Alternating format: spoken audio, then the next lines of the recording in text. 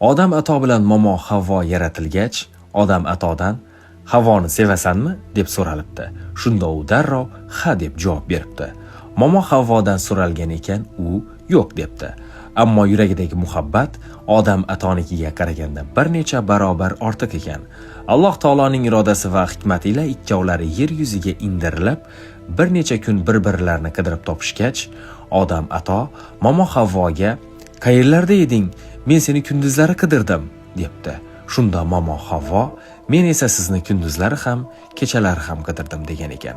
Shundan xulosa qilib aytamizki, mehr-muhabbat borasida ayol erkakka nisbatan peshqadamdir. Bu esa ayolga xos xususiyat va shu bilan birga mislsiz fazilatdir. Hikoyani tinglagan bo'lsangiz, uni o'z suyukligingizga yuborishni unutmang.